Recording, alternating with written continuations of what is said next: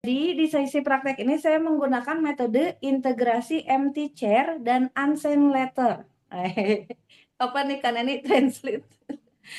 Jadi teknik integrasi ini, jadi ini penggabungan teknik rilis emosi menggunakan kursi kosong dan surat yang tidak tersampaikan. Nah, kebayang ya?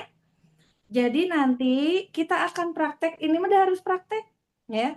Ini harus praktek karena gini ya, dulu ini sharing aja ya. Saya pernah ada satu kasus yang berat gitu ya, sampai kasusnya itu terbawa mimpi gitu ya, terbawa mimpi dan di mimpi itu orang tersebut terus-terusan zolim sama saya gitu ya. Dan itu berulangan itu udah nggak sehat ya. Jadi ciri-ciri kalau kita tidur bermimpi, nah itu harus berarti tidur kita tidak mindful ya. Jadi kalau tidur yang sehat itu adalah tidak bermimpi gitu ya atau netral. Nah di konteks itu orang yang orang itu terus-terusan hadir sebagai penzolim gitu ya, dengan tema mimpi yang berbeda. Ketika saya melakukan teknik ini, nah ya tidak selesai dalam sekali ya, karena memang pada awal-awal suka lupa gitu apa ini triggernya gitu ya. Nanti di terapi kedua, terapi ketiga, terus sampai akhirnya lapang dada kita. Seminggu kemudian saya mimpi kembali. Jadi tidak mimpi lagi yang serem gitu ya, tapi mimpi kembali. Mimpinya itu justru dia memeluk saya gitu ya. Nah, ternyata begitu saya konsul nih, gitu ya, terhadap luka saya pada terapi saya, gitu ya, ternyata di dalam mimpi itu artinya kamu sudah memaafkan. Jadi kamunya yang sudah punya cinta kasih terhadap orang itu. Dan hasilnya memang jadi netral, teman-teman. Netral aja. Lukanya nggak lupa, ya.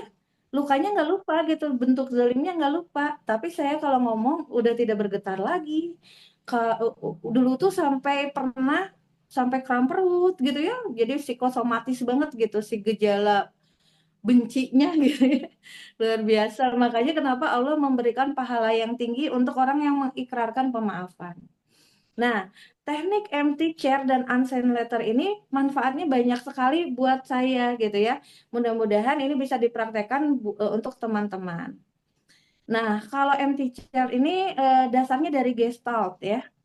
Dari Gestalt. Apa itu empty chair? Jadi teori dasarnya ini adalah menekankan pentingnya menyelesaikan urusan yang belum tuntas untuk mencapai integritas.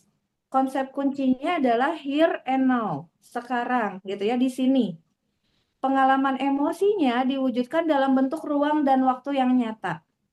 Mekanismenya, nah empty chair ini sebetulnya mekanismenya adalah dialog dengan kursi kosong. Mekanismenya kayak gitu. Seolah-olah orangnya ada di depan kita, gitu ya. Nah, tapi karena memang gaya gaya belajar kita beda-beda ya, dominannya ya. Ada yang senang nulis ya, ada yang kalau ngomong kagok, maka nanti saya gabungkan dengan teknik unsend letter, surat yang tidak terkirim, gitu ya. Nah, tapi kita harus tahu dulu nih teorinya. Jadi, teori dasarnya menunjukkan bahwa kalau expressive writing ya, surat yang tidak tersampaikan, ini teori dasarnya dari James Pennebaker. Menulis surat ekspresif. Nah, coba generasi siapa nih? Aku Kaneni mungkin dulu pernah punya diary ya. Ya, punya, punya. Yang dikunci Tapi Umi. diary-nya digembok ya. Iya. Takut ketahuan sama orang tua. Nah, buat ayah bunda, silakan nih anak-anaknya kasih fasilitas diary, tapi jangan pernah dibaca ya, karena nanti isinya katarsis, sampah emosi. Nah, ini juga sama ya, menunjukkan bahwa menulis ekspresif tentang trauma dapat mengurangi tekanan psikologis ya, melalui disinhibisi emosi ya, melepaskan emosi dari rasa tertekan.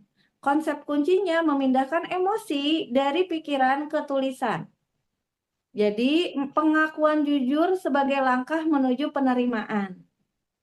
Makanya Jadi pemaafan tuh banyak teknisnya ya. Kalau orang pemaaf mah bisa aja langsung aja sebutin, Kak Neni, saya merasa begini, ngomong sendiri misalnya.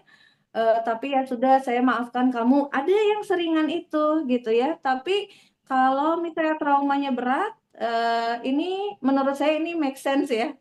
Karena di sini kita akan tidak akan memaksakan tubuh kita atau sinyal-sinyal ketika kita katarsis, kita menulis, misalnya ngerasa mual, ngerasa pusing, ya, ada sensasi somatis yang muncul, kita tidak akan ini ya, tidak akan memaksakan gitu ya.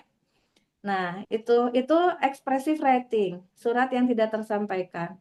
Nah, di sini teori gabungannya, integrasi, empty chair, dan surat tidak tersampaikan. Ini saya gabung. Mudah-mudahan bermanfaat ya. Jadi kedua teknik ini digabungkan untuk menciptakan proses dua lapis. Ekspresi tertulis memetakan emosi secara kognitif. Jadi dipindahkan nih gitu ya. Sensasi marahnya, sensasi dendamnya ke dalam bentuk kognitif gitu ya.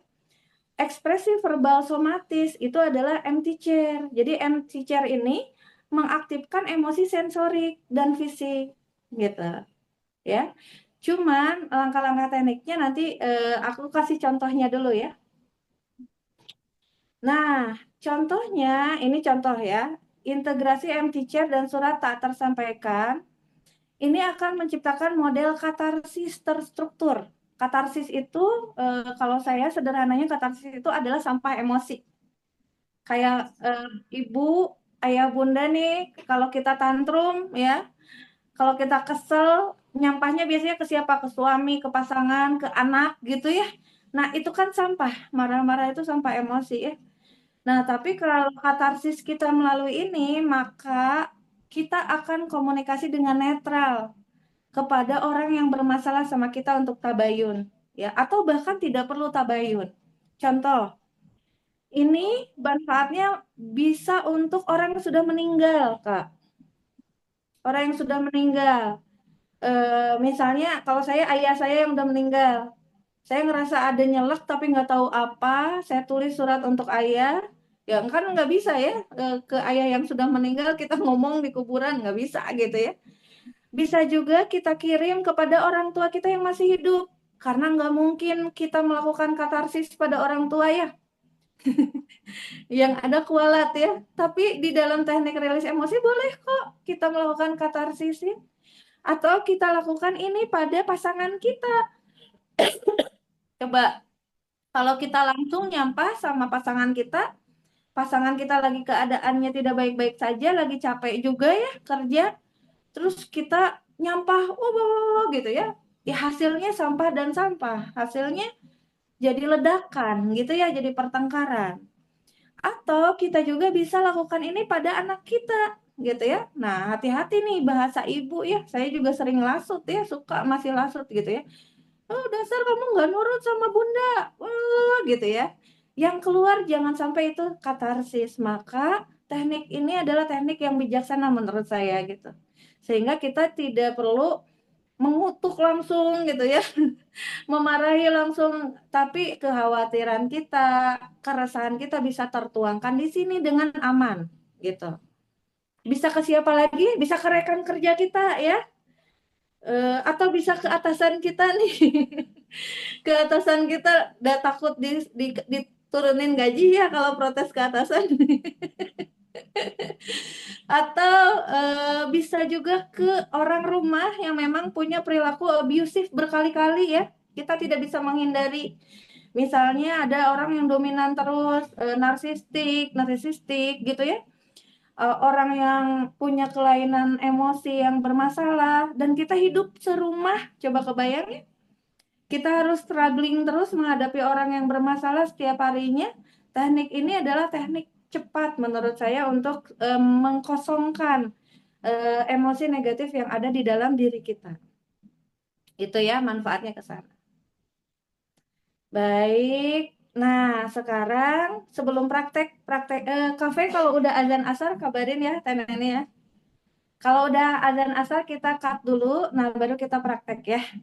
Nah, Siap, Bu. sekarang saya kasih contoh dulu struktur surat pemaafan emosional. Ini saya pakai untuk diri saya pakai juga untuk orang-orang terdekat saya yang membutuhkan teknik terapis ya.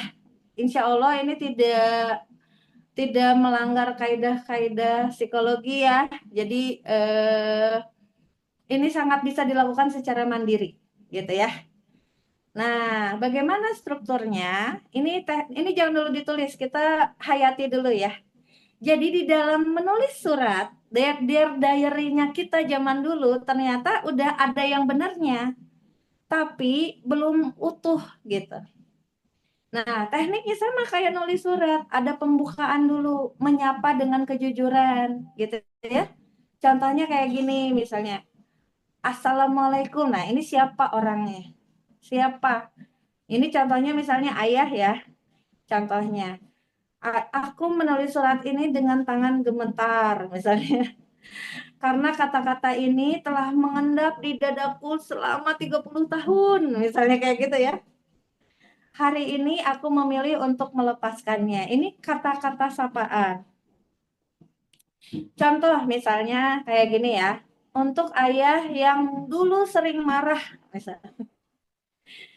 Aku menulis ini sambil menatap foto kita waktu aku masih SD. Ini mah contoh ya, bukan pengalaman saya. Sudah 20 tahun ayah, tapi rasa sesak ini masih sama. Ayo, nah biasanya ya, baru nulis pembuka aja, udah sesak loh Kak, gitu. Benar nggak sih? Makanya kita harus tahu orang-orangnya siapa dulu nih yang mau dirunut gitu.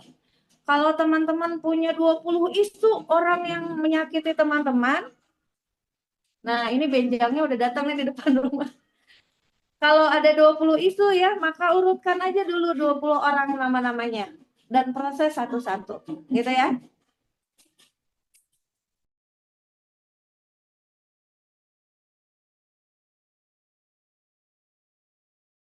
Aneni boleh bantu nggak bacain nomor 2? Ini masih Oke. ribut di belakang? Ribut ya?